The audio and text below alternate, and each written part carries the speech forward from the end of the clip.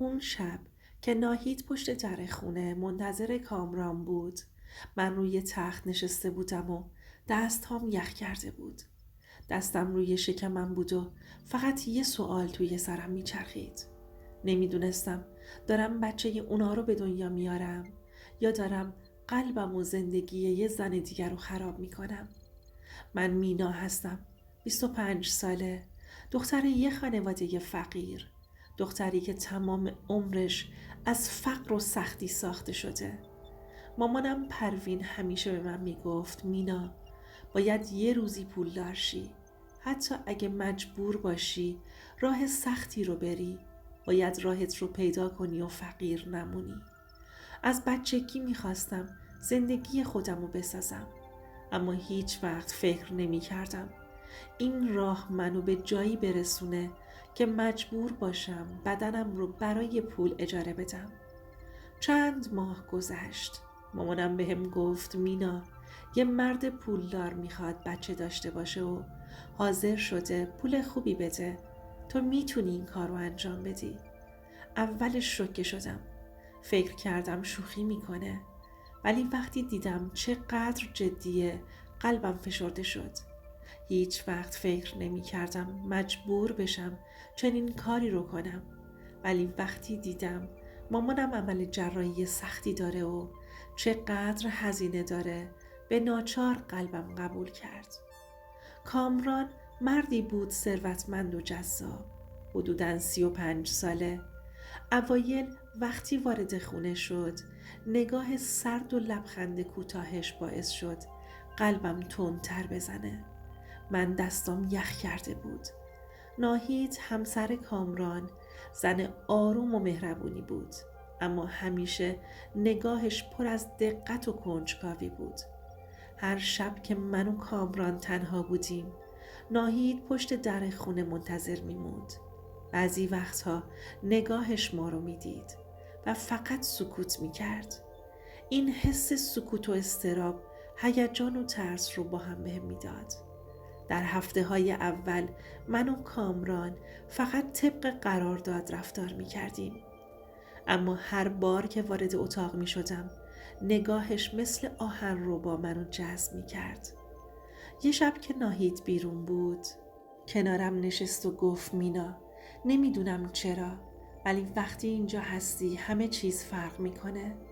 هیچ حرکت یا حرف خاصی نبود، فقط نگاه ها و سکوت پر از کشش، نفس های کوتاه، نگاه های طولانی، احساس نزدیک بودن و اضطراب همزمان. هر بار قلبم رو به تپش مینداخت.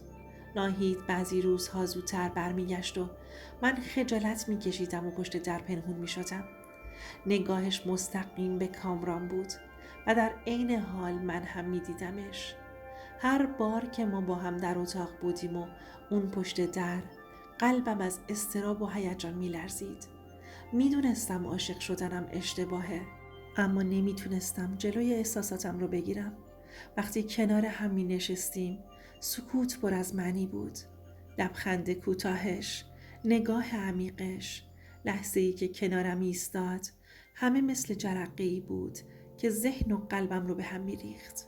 هیچ کلام یا حرکت خاصی نبود، فقط حس نزدیک بودن و کشش ذهنی و احساسی بینمون.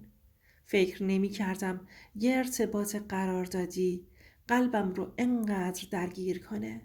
حالا هر نگاهش، هر سکوت و مکث کوتاه دنیا و احساسم رو تکون میده.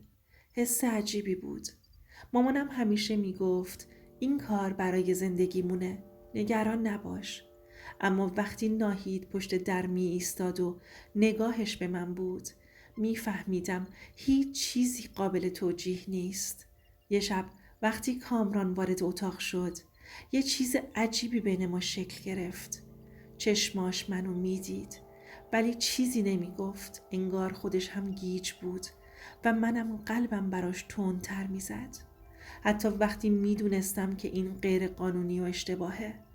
یه شب با خودم گفتم مگه دیوونم؟ چرا دارم عاشق مردی میشم که متأهل و همسر داره؟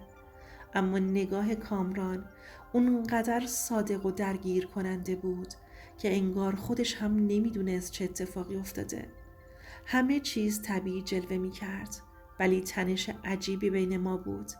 یه لحظه که دستش به من خورد فهمیدم دیگه هیچ راه بازگشتی ندارم. اون لحظه بود که قلبم بیشتر از بدنم درگیر شد و بعدش یه اتفاق غیر منتظر افتاد. کامران یه بار وقتی ناهید رفته بود بیرون و ما با هم تنها شدیم، کامران چشماش به من خیره شد و بعد از چند لحظه سکوت گفت مینا، من همون حس عجیب تو رو دارم ولی نمیدونم چی کار کنیم. من هیچ جوابی نداشتم که بهش بدم. فقط سرمو پایین انداختم و اشکام بی صدا روی بالش ریخت. هیچ وقت فکر نمی کردم این حس انقدر وحشتناک و واقعی باشه. هر بار که لبخند و چهره آروم ناهید رو می دیدم احساس می کردم دیگه نمیتونم سکوت کنم. قلبم شکسته بود. احساس گناه و اشتباه با هم ترکیب شده بود. شب‌ها که تنها میموندم با خودم میگفتم من دارم چی کار میکنم؟ دارم یه زندگی زن دیگر رو از بین میبرم. ولی میدونستم که نمیتونم ازش دست بکشم. حتی مامانم هم متوجه شده بود که چیزی تو من تغییر کرده ولی نمیدونست چی. گاهی بهش میگفتم مامان همه چیز خوبه، نگران نباش. ولی شب‌ها که روی تخت تنها میشدم همه چیز واسم آشکار میشد. یه روز کامران بدون اطلاع من ناهید رو از محل کارش برد خونه تا با زن خودش هم تنها باشه. وقتی فهمیدم قلبم میخواست منفجر بشه. اون لحظه فهمیدم فقط جسمم فروخته نشده، احساس من هم گرفتار شده. شبها وقتی هر لحظه‌ای که کامران میرفت یا میومد من حس میکردم دارم دیوونه میشم. یه شب وقتی ما با هم بودیم و ناهید پشت در ایستاده بود صداش زد کامران بیا دیگه، دیر شد. من اونجا تو اتاق بی اختیار دوباره اشکام ریخت. قلبم میخواست منفجر بشه. حس میکردم دارم به 2 دنیا خیانت میکنم. قلب خودم و زندگی ناهید. من عاشق کامران شده بودم و هیچ راه برگشتی وجود نداشت. هر حرکتش، هر نگاهش منو درگیر می کرد.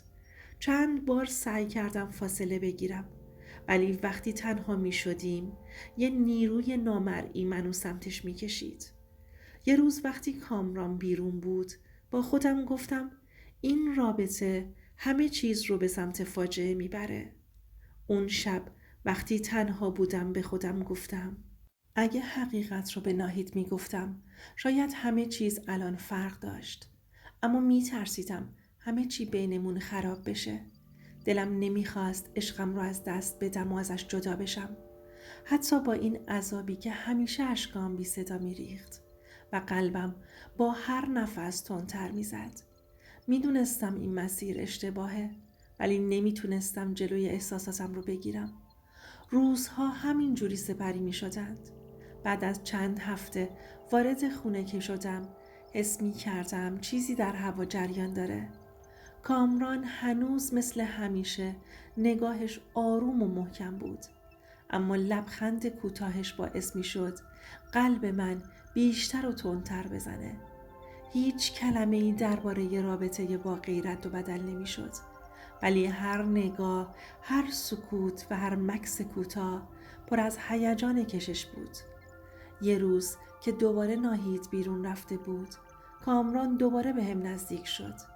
فاصلمون کم بود ولی همه چیز به شکل هیجان و حس نزدیک شدن ذهنی و احساسی بود. مینا نمیدونم چرا ولی وقتی کنارم هستی دنیا یه جوریه که نمیشه توضیحش داد. احساس کردم همه چیز آروم و در عین حال پر از انرژی بود. قلبم میزد. نمیخواستم ازش فاصله بگیرم ولی ترس هم داشتم. این حس ترکیبی از هیجان و اضطراب هر بار عمیق‌تر میشد. ناهید بعضی شبها زودتر برمیگشت و من مجبور میشدم از خجالت پشت در پنهون باشم، در صورتی که خودش با مادرم برای من هماهنگ میکرد. همش نگاهش مستقیم به کامران بود و هر بار حس می کردم جهانم به لرزه در میاد. اما حتی در اون شرایط نمیدونستم از کنار کامران فاصله بگیرم. هر لحظه که می دیدمش می دونستم دارم روی لبه تیغ زندگی قدم می زارم و نمیتونم برگردم. وقتی کنارم ایستاد سکوتش پر از معنی بود. لبخند کوتاهش و نگاه عمیقش مثل جرقه‌ای بود که ذهن و قلبم رو روشن می کرد. مکث ها و تماس های غیر مستقیم احساس نزدیکی و هیجان ذهنی ایجاد می کرد. هیچ حرکت یا کلام مستقیم، فقط کشش احساسی و هیجان ذهنی. یه روز وقتی تنها بودیم کنار پنجره ایستاد و گفت میدونم کارمون اشتباهه، اما نمیتونم جلوی احساسم رو بگیرم. اون لحظه حس کردم دنیا متوقف شده. سکوت بین ما پر از کشش و هیجان بود. هر نگاه و هر مکث کوتاه مثل آتیش زیر خاکستر هیجان و اضطراب وجودم رو بیشتر می کرد. هر بار که نگاش می کردم قلبم از شدت می زد و می دونستم اشتباه دارم می کنم. اما احساساتم سرکش شده بود. چند هفته بعد فهمیدم حاملم. یک طرف شادی و انتظار زندگی جدید، یک طرف گناه و ترس سنگین. میدونستم مسیرم غیر قابل بازگشته. این بچه زندگی منو تغییر میده، اما قلبم هیچ راه برگشتی نداره. هر بار کنار کامران بودم حس میکردم دنیا ایستاده. نگاهش، سکوتش، حتی نفس کشیدنش مثل موجی از برق وجودم رو تکون میداد. اما سایه ناهید پشت در همیشه حضور داشت و من میدیدم که چطور به کامران نگاه میکنه و این تضاد بین عشق و گناه هر بار فشار احساسی منو بیشتر میکرد. یه روز که کامران هنوز نرسیده بود و من و ناهید تنها بودیم، ناهید رو صدا زدم.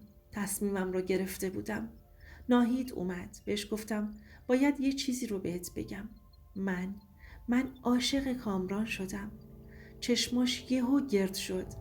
لحظه ای سکوت کرد و بعد اشکاش جاری شد و گفت تو همه چیز رو خراب کردی.